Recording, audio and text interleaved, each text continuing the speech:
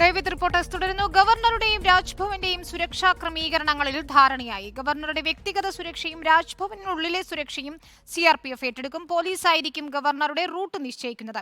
സംസ്ഥാന പോലീസ് മേധാവിയുടെ നേതൃത്വത്തിൽ രാജ്ഭവനിൽ ചേർന്ന അവലോകന യോഗത്തിലാണ് തീരുമാനം. അഞ്ജു ജയപ്രകാശ് ചേരുന്നു വിവരങ്ങളുമായി. അഞ്ജു, SFI പ്രതിഷേധങ്ങളുടെ പിന്നാലെയാണ് ഗവർണർക്ക് ഇത്തരത്തിൽ CRPF സുരക്ഷ ഏർപ്പെടുത്തുന്നതിനുള്ള കേന്ദ്ര തീരുമാനം വന്നത്. ഇന്നിപ്പോൾ പോലീസുമായി നടത്തിയ ചർച്ചയിൽ DGP ഉൾപ്പെടെ പങ്കെടുത്ത ചർച്ചയിൽ ഏതൊക്കെ രീതിയിലായിരിക്കും ഈ സുരക്ഷാ ക്രമീകരണങ്ങൾ എന്നത് സംബന്ധിച്ച തീരുമാനമായിട്ടുണ്ട്? എന്തൊക്കെയാണ് ക്രമീകരണങ്ങൾ?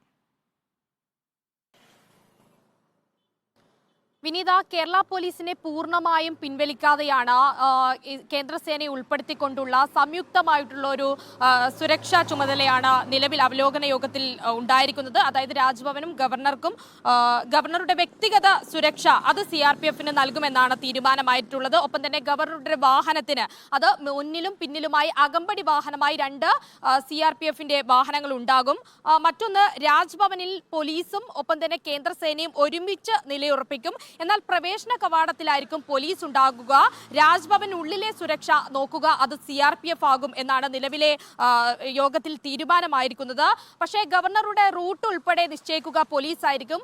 അതുമായി ബന്ധപ്പെട്ടിട്ടുള്ള സുരക്ഷാ ക്രമീകരണങ്ങളും ഒക്കെ വരുത്തുന്നത് പോലീസ് ആയിരിക്കും.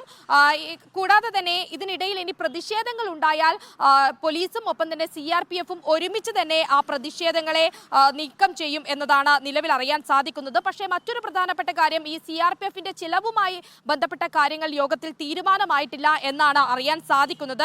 അക്കാര്യത്തിൽ ഇനി അന്തിമ തീരുമാനം വരാനിരിക്കുന്നുണ്ട് എന്നാണ് അറിയാൻ സാധിക്കുന്നത്. ഇത് സംബന്ധിച്ച നിർദ്ദേശങ്ങളൊക്കെ കേന്ദ്ര ആഭ്യന്തര മന്ത്രാലയത്തിന്റെ നിലവിലില്ല എന്നാണ് അറിയാൻ സാധിച്ചിരുന്നത്.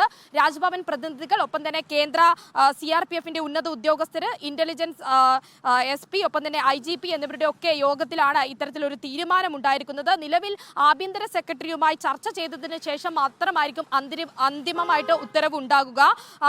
കൊല്ലം നിലമേൽ വിനീത സൂചിപ്പിച്ചതുപോലെ കൊല്ലം നിലമേലിലെ SFIയുടെ പ്രതിഷേധത്തിന് പിന്നാലെയാണ് കേന്ദ്ര ആഭ്യന്തര മന്ത്രാലയം Z+ സുരക്ഷ ഗവർണർക്ക് നൽകാൻ തീരുമാനമായിരിക്കുന്നത്. തൊട്ടു പിന്നാലെ തന്നെ പള്ളിപ്പുറത്ത് നിന്ന് 25 അംഗ സംഘം ഉടൻ തന്നെ മണിക്കൂറുകൾ പിന്നിടുമ്പോൾ തന്നെ ഗവർണറുടെ ചുമതല ഏറ്റെടുക്കുന്ന സാഹചര്യമാണ് കണ്ടത്.